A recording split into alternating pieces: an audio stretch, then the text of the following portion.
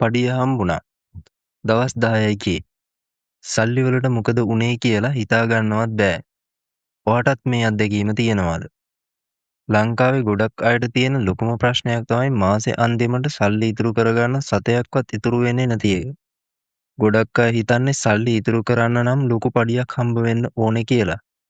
හැබැයි ඇත්ත ඒක නෙවෙයි. ඔයාට ලැබෙන්නේ රුපියල් 50,000ක් වුණත් රුපියල් ලක්ෂ 2ක් වුණත් ඔයා ළඟ නිවැරදි මුදල් කළමනාකරන රීතියක් නැත්නම් ඔයා හැමදාම ඉන්නේ එකම තැනක. හැබැයි මතක තියාගන්න. මේ ගමන යන්න නම් ඔයා ඔයාගේ හැඟීම් වලට වහල් වෙන්නේ නැතුව දැඩි කැපවීමකින් වැඩ කරන්න සූදානම් වෙන්න ඕන. ඒ හික්මවීම ඔයා ළඟ තියෙනවා නම් විතරක් මේ වීඩියෝ එක දිගටම බලන්න. අපි අපේ පළමු වීඩියෝවෙන් කතා කළා මූල්‍ය නිදහස කියන්නේ මොකක්ද කියලා. අද අපි කතා කරන්නේ ඒ මූල්‍ය නිදහසට යන්න ලෝකේ සාර්ථකම මිනිස්සු පාවිච්චි කරන හැබැයි ලංකාවේ අපිට ගැළපෙන විදියට වෙනස් කරගන්න පුළුවන් මුදල් ඉතිරි කිරීමේ ක්‍රමය ගැන. මේක තමයි 50-30-20 රීතිය. මොකද්ද මේ 50-30-20 රීතිය? මේකෙන් කියවෙන්නේ අපිට ලැබෙන ශුද්ධ ආදායම නැත්තම් අතට ලැබෙන පඩිය ප්‍රධාන කොටස් තුනකට බෙදලා වෙන් කරගන්න ඕන කියන එකයි. පළමු 150 needs අත්‍යවශ්‍ය දේවල් වලට ඔයාට ජීවත් වෙන්න ඕනම කරන දේවල්. උදාහරණයක් විදිහට ගෙවල් කුලිය, ලයිට් බිල්, වතුර බිල්, කෑම බීම සඳහා, රැකියාවට යන්න තෙල් වියදම වාගේ දේවල් වලට තමයි 150ක් වෙන් කරන්න ඕනේ. 130ක් wants ඔබගේ ආශාවන්ට. ඔයා ආසා කරන්න හැබැයි නැතුවත් ජීවත් වෙන්න පුළුවන් දේවල් වලට. උදාහරණයක් විදිහට රෙස්ටොරන්ට් වලින් කෑම ගන්න, අලුත් ඇඳුම් ගැනීමට, විනෝද ගමනක් යාමට, අලුතෙන් ෆෝන් එකක් ගැනීම වගේ දේවල්. මේක ඔබගේ ආශාවන්. හැබැයි මේ ආශාවන් ඔයාට නැතුව ජීවත් වෙන්නත් පුළුවන් දේවල්. 120ක් saving and investment ඉතුරුම් සහ ආයෝජන. මේක තමයි ඔයාගේ අනාගතය හදන කොටස. ඔයාගේ හදිස්සි අරමුදල emergency fund එක සහ ඔයා අනාගතයේදී ආයෝජනය කරන්න යන සල්ලි. හැබැයි ලංකාවේ තියෙන බඩු මිලත් එක්ක පඩියෙන් 150ක් නෙවෙයි 180ක්ම යන්නේ කෑම වලටයි බිල් වලටයි කියලා ඔබට හිතෙන්න පුළුවන්. ඔව් ඒක ඇත්ත.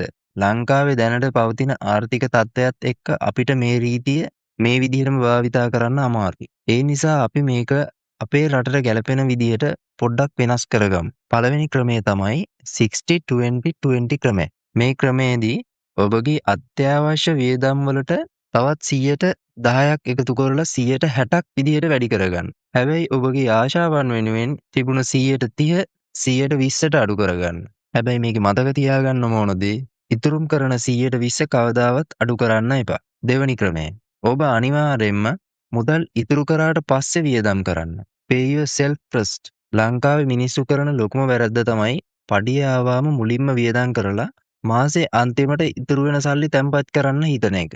හැබැයි එහෙම හිතලා කවදාවත් මිනිස්සු සල්ලි ඉතුරු කරන්නේ නැහැ. ඒ නිසා කරන්න ඕන දේ තමයි පඩිය account එකට වැටුණු සැනින් කිසිම වියදමක් කරන්න කලින් පඩියෙන් 120ක මුදල් ප්‍රමාණයක් වෙනම සේවින් account එකකට transfer කරන එක. ඉන්පසු ඉතිරි 180න් මාසේ plan කරන්න. අපි හිතමු ඔබගේ මාසික පඩිය රුපියල් ලක්ෂයක් කියලා. මේ රීතියට අනුව පඩිය ආපු ගමන් ඔබගේ මුළු මුදලෙන් රුපියල් 20,000ක් ඉතුරුම් වීමට දාන්න. ඒක අමතක කරන්න. රුපියල් 50,000ක් ගෙදර බඩු වලට, බිල් වලට සහ ගමන් වියදම් වලට අත්‍යවශ්‍ය දේවල් වලට යොදන්න. ඉතිරි 30,000 ඔයාට පුළුවන් ඔයාගේ යාළුවොත් එක්ක එළියෙන් කන්න, ඇඳුම් ගන්න වගේ ඔයා ආස දෙයකට වියදම් කරන්න. ඔයාට රුපියල් 50,000 නම් හම්බෙන්නේ අනිවාර්යයෙන්ම රුපියල් 10,000ක් මුලින්ම ඉතුරු කරන්න. මේ රීතිය හැමෝටම සමානයි. මේකෙන් ඔයාගේ අනවශ්‍ය වියදම් කොච්චරක්ද කියලා ඔයාට බලා ගන්න පුළුවන් වෙනවා. ඔබට මේක මුල් මාස කීපය තුල පොඩ්ඩක් කරන්න අමාරුයි. හැබැයි මේක පුරුද්දක් කරගත්තොත් වසර අවසානයේදී ඔයාට සැලකිය යුතු මුදලක් ඉතුරු වෙනවා. අනික මතකනේ අපි කලින් වීඩියෝ එකේ කතා කරා මුදල් ට්‍රැක් කරන්න කියලා. ඔබට යන සියලුම වියදම් ලිව්වහම ඔබට කොච්චර අත්‍යවශ්‍ය දේවල් වලටයි අනවශ්‍ය දේවල් වලටයි වියදම් කරනවද කියලා තේරෙයි.